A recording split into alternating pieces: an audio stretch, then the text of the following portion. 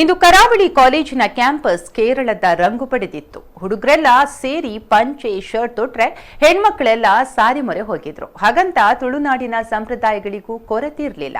ಕೇರಳ ತುಳುನಾಡಿನ ಸಮ್ಮಿಲನ ಇಡೀ ಕಾಲೇಜು ಆವರಣದಲ್ಲಿ ಹೊಸ ಬಗೆಯ ಚಿತ್ತಾರ ಮೂಡಿಸಿತ್ತು.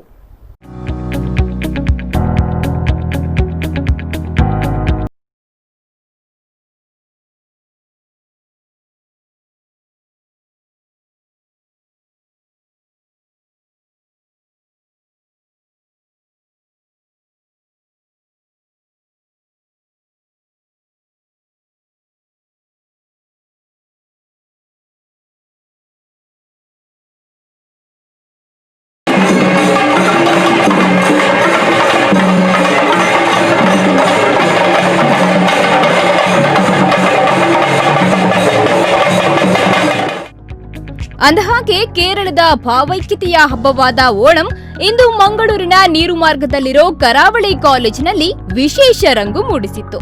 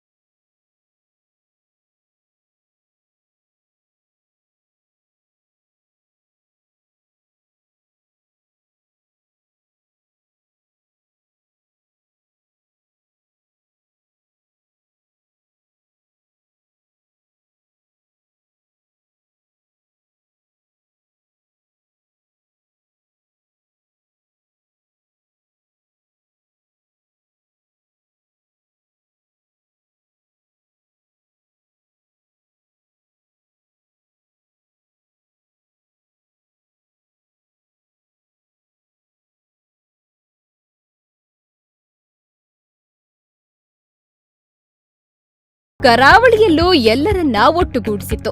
ಮಾತ್ರವಲ್ಲದೆ ಕೇರಳದ ಸಂಸ್ಕೃತಿ ಪರಿಚಯಿಸುವ ಜೊತೆಗೆ ತುಳುನಾಡಿನ ಸಂಪ್ರದಾಯಕ್ಕೂ ವೇದಿಕೆ ನೀಡಿತ್ತು.